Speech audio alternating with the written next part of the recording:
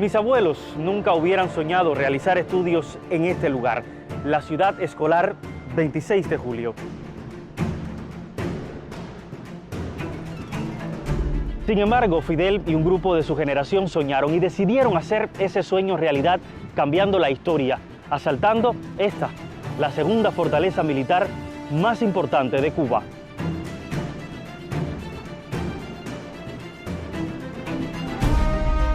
En julio de 1953, esa acción fue un acto de rebelión.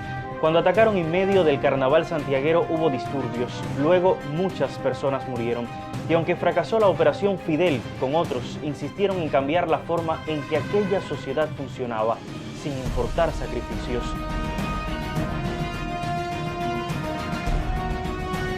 Estos asaltantes eran jóvenes rebeldes, como lo fueron otros antes que ellos, jóvenes que cambiaron a Cuba. ¿Pero qué los hizo rebeldes?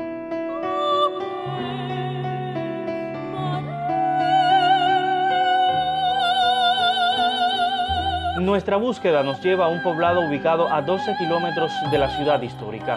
La convivencia antaño en este lugar de aborígenes, africanos y españoles nos remiten a la iniciación misma de nuestra identidad. Aquí encontramos un monumento que alude al esclavo rebelde. Estamos en El Cobre, referente de nuestra rebeldía. Es este uno de los cerros más visitados del poblado. Aquí hay una especie de misticismo que rememora las primeras sublevaciones de nuestros ancestros. Y la historia es fascinante, pero también dolorosa, porque en estas minas de cobre yacen la sangre de los primeros esclavos africanos.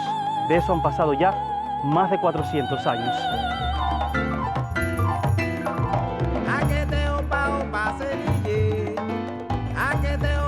Cuando uno llega al monumento del Cimarrón, uno se pone a pensar qué tan cercano a la historia real del cimarrón cubano está ese monumento.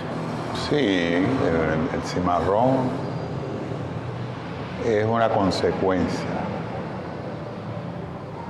que se expresa en muchos momentos de la historia de la humanidad, porque en definitiva es el símbolo del espíritu de libertad del ser humano. Revelaciones impactantes sobre la rebeldía cubana resguarda el monumento, las que intentamos interpretar junto a su creador, el artista Alberto Lescay. Nos reunimos en su galería. Cuando decidí buscarlo, pensé en los muchos monumentos que usted ha hecho a Maceo, a Mariana, a Martín, el propio monumento al Cimarrón. ¿Qué tan difícil puede ser captar y transmitir la espiritualidad y la rebeldía de los cubanos? De la rebeldía se puede hablar de muchas maneras. Se puede rebelar uno contra muchas cosas que a veces son subjetivas y que la lucha puede ser mediante un poema bien escrito, mediante un cuadro bien pintado, mediante unas palabras bien dichas, inteligentemente dichas, bellamente dichas.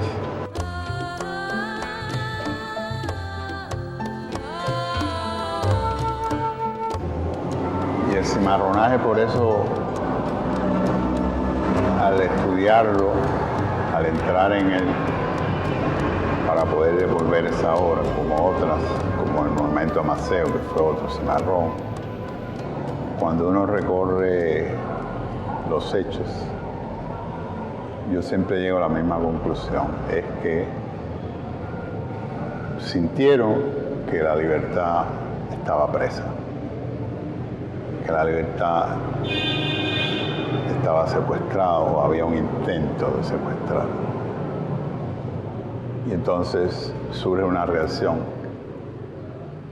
que es lo que yo interpreto, es lo que yo interpreto del sentimiento de rebeldía, que es natural, es muy humano.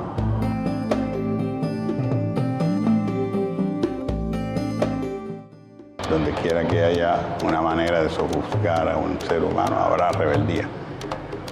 Llámele cimarrón, llámele mau mau, llámele rebelde, llámale como quieras, pero en definitiva se trata de una actitud de luchar para encontrar su espacio natural, que es la libertad. Y esa es la rebeldía que defendemos o que celebramos cada 26 de julio. Es la ética de la revolución, es la ética por la que se ha luchado y se ha derramado tanta sangre. Y toda esta lucha, esta rebeldía es por el amor. El amor aquí al ser humano, el amor aquí a nosotros, el amor a la tierra, a la patria, al lugar donde naciste, a los principios con los que has crecido. Santiago de Cuba no es una ciudad más de Cuba ni del Caribe, es una ciudad específica que se llama Santiago de Cuba y su historia. Y su historia de rebeldía, su historia cultural, su historia demostrada en el tiempo. No es solo historia de cimarrones lo que recuerda a este poblado, así lo reafirma la propia obra del Sky. Aquí también visitaron mambises y rebeldes en esta Sierra Maestra. Ello define una tradición de rebeldía en busca de identidad, en busca de independencia. Pero ¿cómo se arraigó? ¿Cuándo comenzó a formar parte de lo que somos? El punto coincidente de nuestra próxima entrevista se ubica en el lugar surgido el mismo año que iniciaron nuestras guerras de independencia. Allí me citó el investigador Reinaldo Suárez. ¿Por qué escoger este lugar para hablar de rebeldía nacional del 26 de julio? Darion, yo, ahora que me lo preguntas, lo pienso y quizás en la geografía nacional te sería muy difícil encontrar otro sitio donde encuentres reposando a tantos rebeldes juntos. Si tú hicieras un paneo de este cementerio, te vas a encontrar muchas tumbas con banderas. Ahí hay un rebelde reposando, o varios rebeldes, porque en ocasiones son panteones de rebeldes. Pero no significa que todos los rebeldes están aquí. De hecho, muchos rebeldes que debieran estar por razones geográficas, ya sea de su caída o de su origen, en este cementerio no lo están. Aunque hay algunos que vienen de otros territorios. Pero esto es, el cementerio de Santa Ifigenia es una especie de santuario de la rebeldía nacional.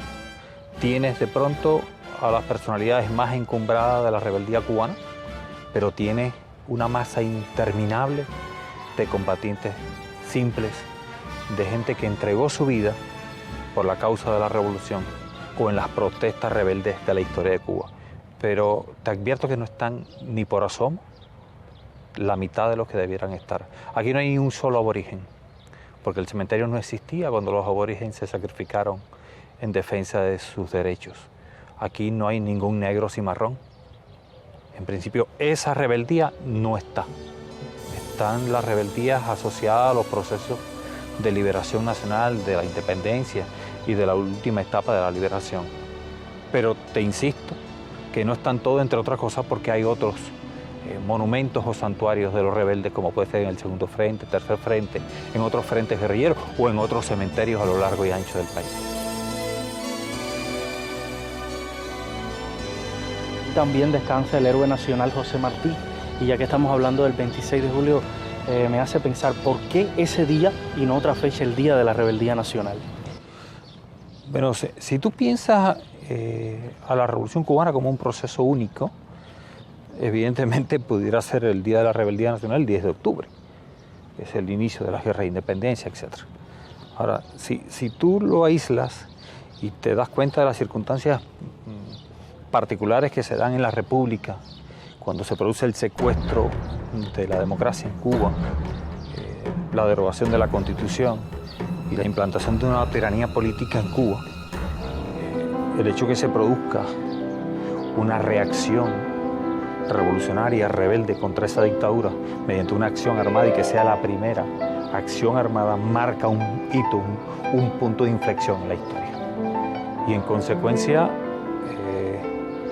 esta acción revolucionaria del 26 de julio va a propiciar que tenga un merecimiento particular en la historia nacional.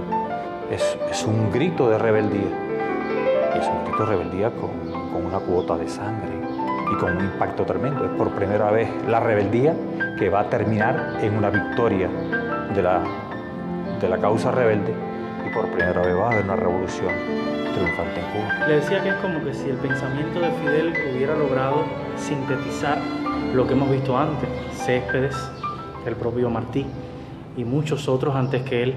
Es más o menos eso lo que pensó Fidel en ese momento. ¿Cómo usted lo valoraría? Mira, hay un momento que es extraordinariamente relevante para poder entender esto. y es cuando Fidel es llevado al vivac y lo comienzan a interrogar buscando respuesta a la acción sorpresiva del Moncada. Y le tratan de imputar de que detrás de él hay políticos que están tratando de derribar al dictador Batista. Y Fidel descarta cualquier posibilidad de que sean los políticos los que están, de autores intelectuales de la acción de estos jóvenes revolucionarios. Y dice que el autor intelectual de la acción es José Martí. La razón de fondo es que estamos hablando de una generación que vivió en el pasado, que era conocedora profunda del pasado y que actúan en buena medida imbuidos, estimulados, determinados por ese hilo conductor de la rebeldía cubana. Eso nos lleva de Martí a Fidel. Yo te diría que es de Martí a Fidel y es al futuro, porque la historia de la rebeldía en Cuba no ha terminado. Este es un país acechado, es un país agredido, es un país que apuesta a ser distinto, a tener un proyecto distinto, y eso exige constantemente una cuota de rebeldía frente a los poderes creados. Y por tanto habrán muchos Martí, muchos Fidel. Eso es inevitable. Esta historia no ha terminado. Fidel y Martí, o Martí y Fidel, para decírtelo en un orden cronológico, son simplemente, primero, símbolos y líderes de un proceso que continúa. Si alguien cree que las actitudes rebeldes y la causa de la rebeldía en Cuba ha terminado, comete un gravísimo error. Y es que en el oriente, como aparece en el escudo, nace el sol tempranamente. Y en busca de ese sol, de esa luz, redención, naturaleza, prosperidad y cambio, venimos una vez más a Oriente. No olvides que la unidad nacional está representada en esa balanza que tiene a toda la isla de Cuba como fiel y que tiene dos platillos. En un platillo está Martí, el habanero, enterrado en Santa Ifigenia, y en el otro está Maceo, custodiado, el hijo de Santiago, custodiado en La Habana. Esa es la unidad de la nación. Entonces el 26 de julio fue el gran desagravio, fue el guante lanzado al rostro del poder opresor, discriminador, del poder humillante para el pueblo cubano, de la traición a los valores constitucionales, al sentido de la justicia, a la esperanza de la igualdad. Fue borrar la profanación del nombre de Martí en el año de su centenario por aquellos políticos con manos manchadas de sangre y de dinero. Es por eso que el 26 de julio y la figura de Fidel y de Abel, que no era de aquí, y de Renato, que sí lo era, y de todos los que cayeron en el Moncada, fueron el símbolo de esa rebeldía, y por eso el día. Usted en ese momento, y ha hablado de varias circunstancias, usted ha sido un rebelde. Desde mi generación quisiera yo decirlo y reafirmárselo, pero le preguntaría, ¿cuánto haría falta seguir siendo rebelde en el futuro para mantener a Cuba? Hay que seguirlo siendo. Todos los días hay injusticia que reparar, mientras quede una sola, habrá razones. Todos los días quedan cosas que descubrir, héroes que eternizar, admirables heroínas que encomiar. Entonces, si eso es así, esa rebeldía puede realizarse hoy bajo el amparo, porque las revoluciones, cuando son rebeldía y esperanza, solamente muestran todo eso, es verdad. Se derrama sangre infinita, pero solo desde el poder político se puede cambiar la sociedad y la historia. Hoy la revolución es el árbol a cuya sombra nos encontramos y cuyos frutos cultivamos.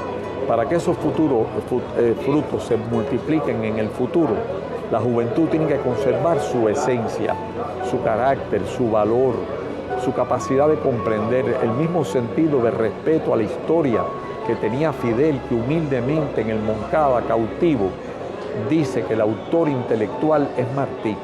Así nosotros tenemos con gratitud, jóvenes, ustedes y los que han de venir, que recordar que muchos los precedieron en el tiempo.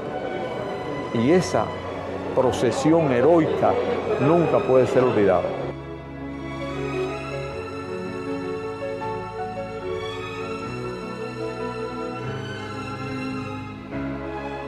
A este lugar entré por primera vez cuando tenía 10 años, en medio de un asalto simbólico de los pioneros. Buscaba en aquel entonces entender mi historia. ¿Qué nos hacía genuinos a los cubanos? ¿Por qué un grupo de jóvenes decidió tomar las armas para cambiar las cosas de Cuba? El Moncada fue un cuartel, hoy es una escuela, pero más que todo es un símbolo para recordarnos lo que nos costó llegar a ser esta Cuba auténtica con las realidades que cuenta su gente. El 26 es lo que defendimos desde el 10 de octubre hasta hoy. Luchar por lo que somos valió la pena y creo que siempre lo valdrá.